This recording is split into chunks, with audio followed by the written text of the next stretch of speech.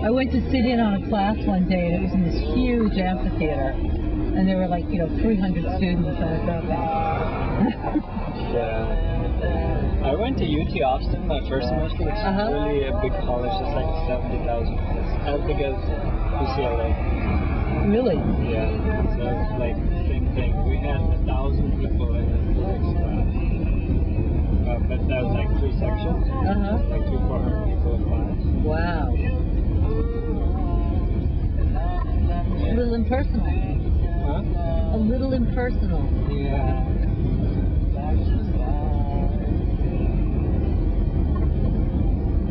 I took a course or two at UCLA. Just as extension. That was a small class.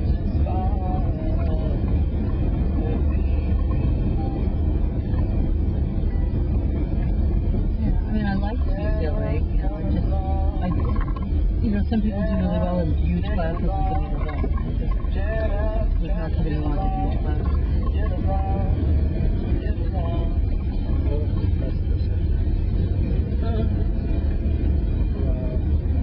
This all was like houses, one on top of another, like all these fields.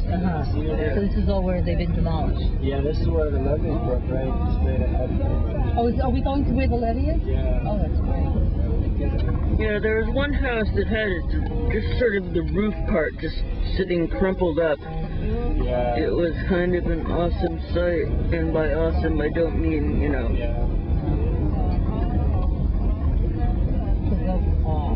Yes.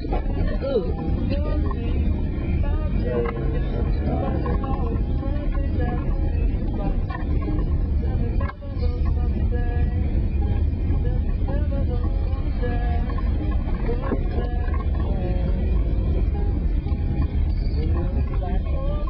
So where they bulldoze these houses, do people lose the land and everything?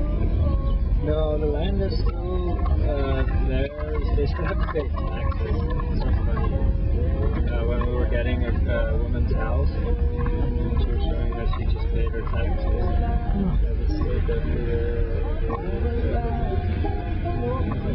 Any way the government can make a buck. See, like all of this, yeah, this is all houses.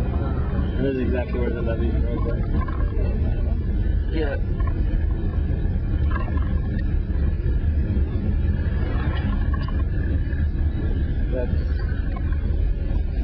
Those are coming down to the left.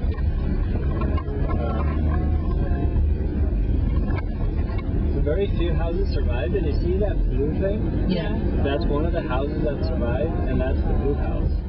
You might have heard. Yeah. That was the first place, common ground presence in the lower Nile. Oh, look at this. And now it's like a distribution center. Now it's taken over this house. But this house, the lady donated it for a while.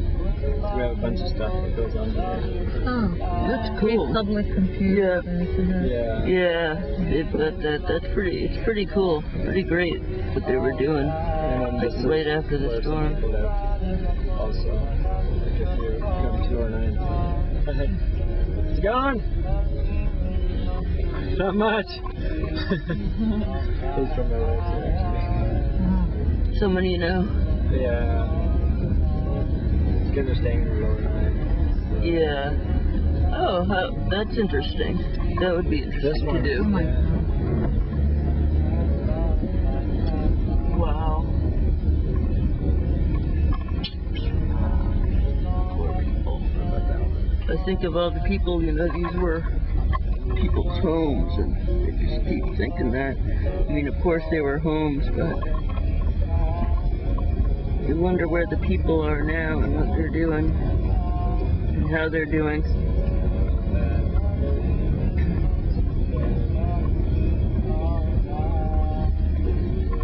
We met this guy. It's so funny. This guy is so like upbeat and stuff, and he's like 75 or something. And he was telling us we went to just like before getting, we had to go move some stuff around, I guess, for him. And it was all his record collection that he wanted us to move. And he didn't even want us, yeah. Oh, I think Spin was telling me about that. And then he was telling us how like he's telling us how he stayed up in the attic for 4 days in his little attic. Wow. before they came. Yeah, at the house I went to this morning, actually, there was a hole in the attic from where the people had tried to hack their way out. Yeah. And he's telling us how he's like a record producer or something. Like back in his heyday, toured with the Beatles, with Ray Charles, with all these like amazing stories that he had.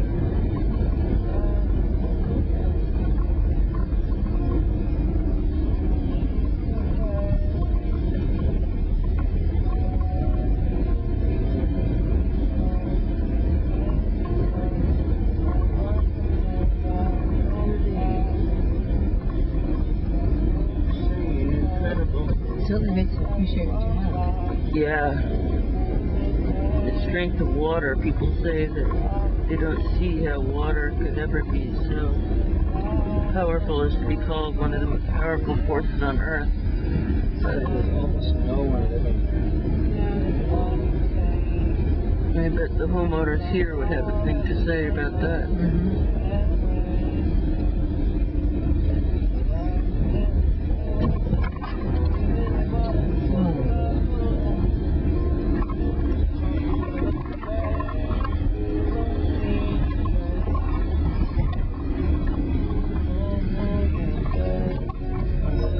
I don't hear a whole lot of talk about emotional and mental devastation. Oh, it was huge. Well, no, it's still going on. I'm thinking of, what this has done to people. We have a clinic in Algiers. They're opening one here, and they were saying that most of the people that come there are like most of the diagnoses are depression, anxiety. Most of the diagnoses that happen at the clinic that Common Ground has in Algiers are like related to anxiety and depression and that kind of stuff. I would think so. Can you imagine kids too? I mean, certainly. Yeah, there are lots of art therapy programs and stuff going on. Years where they must be terrified and feel insecure. Oh yeah, I've seen some art done by children. Yeah. Went through it. It's just gotta be. I guess what I'm saying is that there's such a there's so many facets to this. Yeah, it is. Actually, yeah, the emotional is the worst in some ways.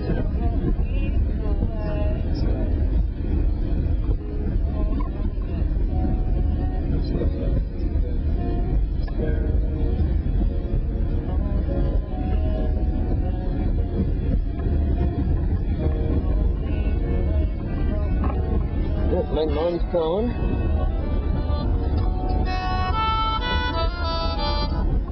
Hey Mom, how are you?